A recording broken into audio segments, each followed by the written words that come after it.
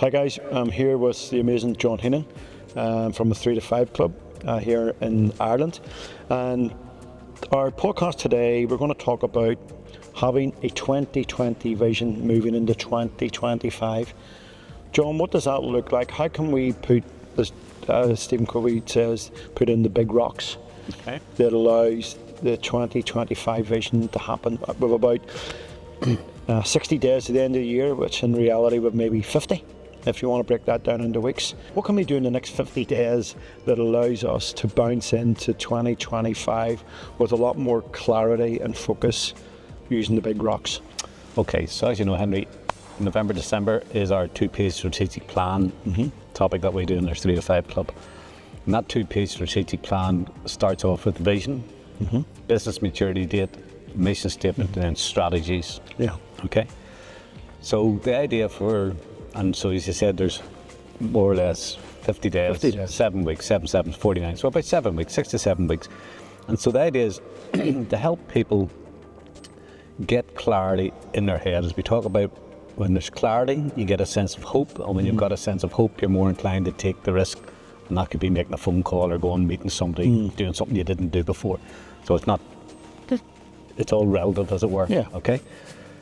And I'll tell you a little bit where this sort of came from, because I was just online, the likes of LinkedIn and different things, and the amount of, and by the way, I'm for all this, coaches and mentors and times axing it and weekends away or weeks away and doing all this different stuff is wonderful.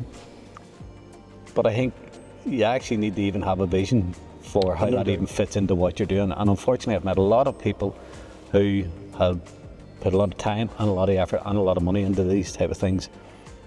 And if we can help you get a bit more clarity getting into 2025, because if you think about it, what drives what you do? Your actions. Yeah. And the biggest challenge for us as business owners is the short term versus the long term. Okay.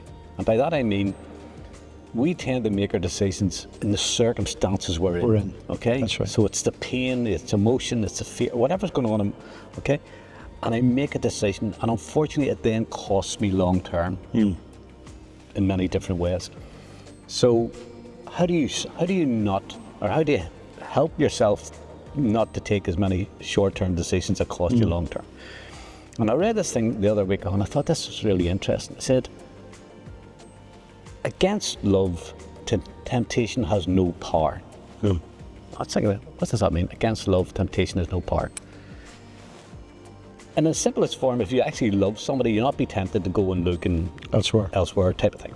And if you think of your business as well, I hear people saying I'm passionate about my business and all the rest of it, but if you look at those two resources, we have time and money. Show me where you spend your time, show me where you spend your money. I'll tell you that's where your passion is. No doubt. Okay? And so for a lot of us, we're saying one thing and doing something else, and we're incongruent in our own minds.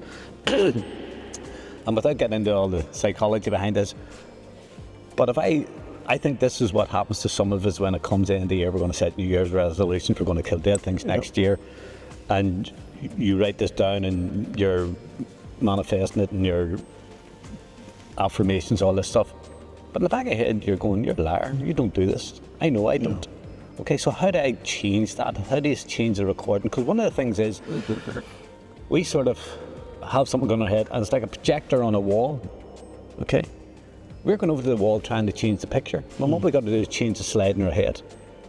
So what I want to try and achieve over the next 6 to 7 weeks is help you put a good slide in, and then figure out how to tweak it, because success is not a straight line. No. Okay. It's wavy. Okay.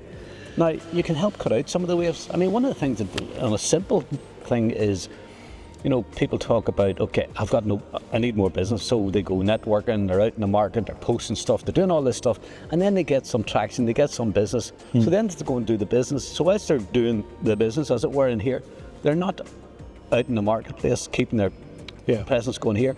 So they'll have no business, they're dead busy in the market, they get some business, then they're dead busy doing it, and then they have to start the whole gaming.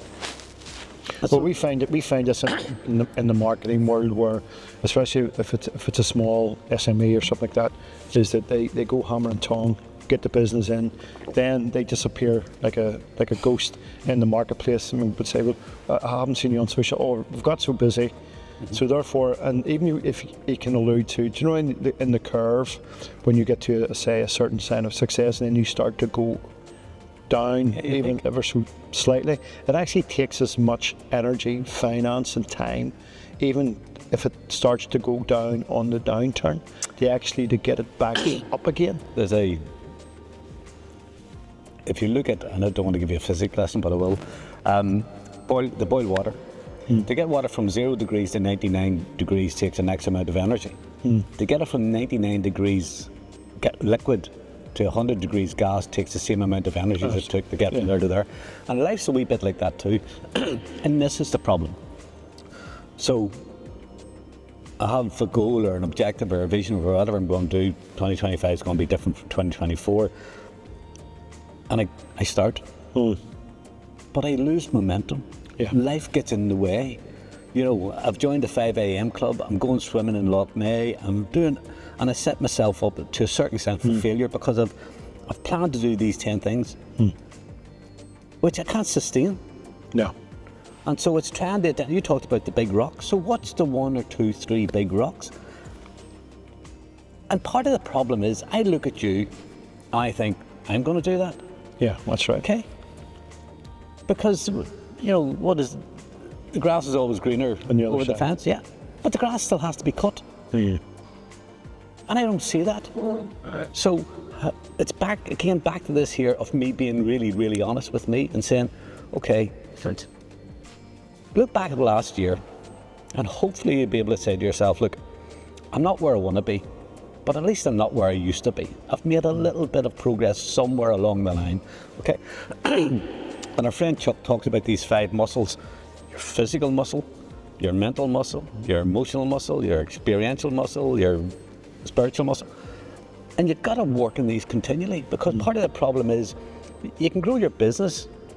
You may have character and personality and talent, okay? But you can get your business to here, but you haven't got the character to keep it there. Keep it there, You haven't got the character to attract the people around you who you need to support you in building the business. No doubt. And so that expression where there's a correlation between the depth of a foundation and the height of a building, it's no different to business. Yeah.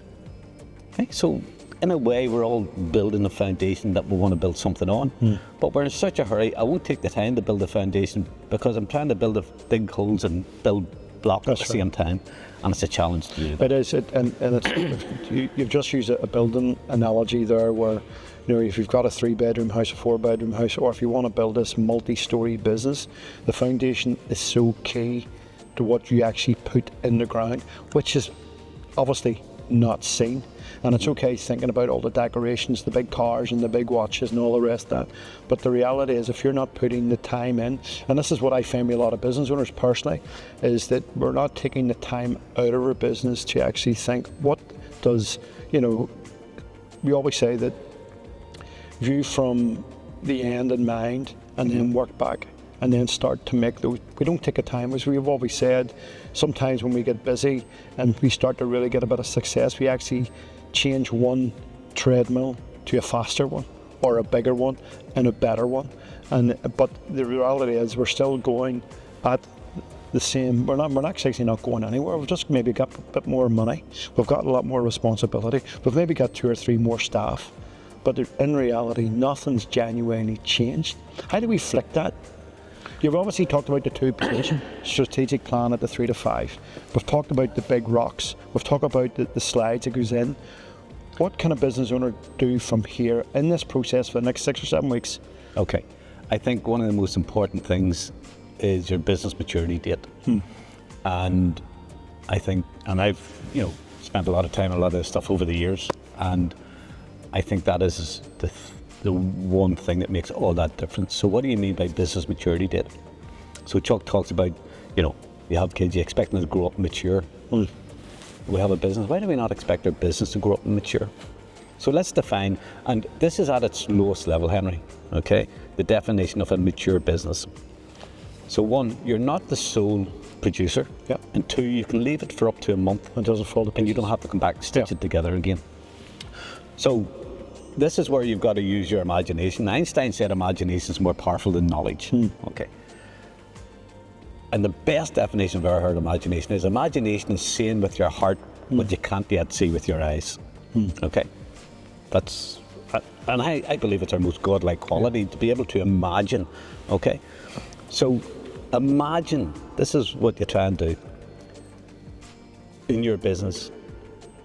What would it need to look like for you not to be the sole producer and for you to be able to take a month out of that business? Yeah. Now, you may be a solopreneur on your own and you've been at it for 3 or 4 or 5 years and you're sitting going, I have no idea even what. Okay. But it's to try and think. So let me give you these 3 questions and ponder these, because we're only use these over the next 6 or 7 weeks. Okay. So the first question is, what could be? Okay. But you have to put in brackets without regards to what is. Yes. Because we tend to come up with something in our minds and our imagination and then we rationalize it away. Okay? So what could be without regard to what is?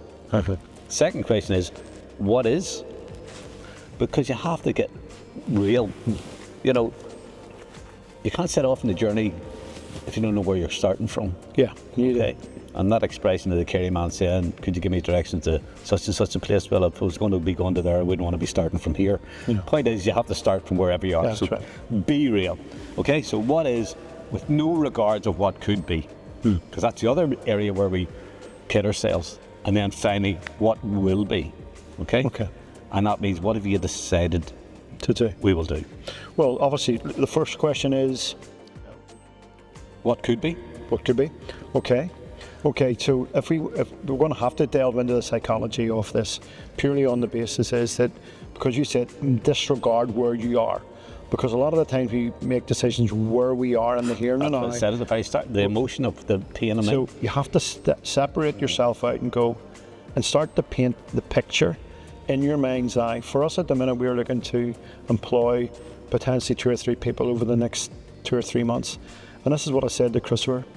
We're not at that position now, but we need to start to visualize the personality of the person, the skill set of the person, the emotional condition of the person, because living in a digital space, it moves very, very quickly. And one of the things we talked about, this person can't take any crap or bend the truth ever so slightly. So it can't be a certain type of person, because we've had people before who were beautiful and structured, but they were frightened to confront, they were frightened to combat. So therefore we have to think about whether this is a month down the line, what does that person look like? It's the same with their business. So therefore, if I'm going to pay a person a certain amount of cash, I then need to wrap around 1, 2, possibly 3 other clients. So what does that look like? So again, you're into that, starting to build that strategy in your head and saying, right, okay, well, I need to have a strategy for what that person looks like. I also need maybe 3 or 4 clients to pay for that person, etc., etc. So how does that sort of plan itself out? One of the biggest challenges for us is we tend to look to employ people after the point whenever we need them. Yeah. So therefore, again, we're forced to take a short-term decision that can have a long-term impact on us. And so we employ the wrong person. I mean, one of the most important things whenever you're looking to build a business is making sure that people involved with you share your values. Yeah. And I'm sure you heard the story before about, you know, one guy, what are you doing? I'm building a wall. Or laying bricks, what are you doing? I'm building a wall. What are you doing? I'm building a cathedral. Cathedral, yeah. And it's a mindset. Yeah. And if you're building a cathedral, yeah, you've got to lay bricks, but it's laying bricks with the right attitude, as you say. Yeah. People can do their job, but then there's people who do their job and make a difference. Make a difference. Okay? Yeah. And it's the heart behind it. And that's where this all becomes important, because whenever you get real clarity about where I'm going and what I want to do, you actually will attract the right customer and the right type of people. Think back, how often have we all taken on a customer which in your heart and soul you knew at the time, I shouldn't do this, but I needed the money. And you took them on, and actually you didn't make any money out of it, and it cost you more grief. And it's worth. And that's so why did you do it? I remember one time somebody talking about business and we were saying, actually, when you look at it, success comes from nearly more of what you say no to than what you say yes to.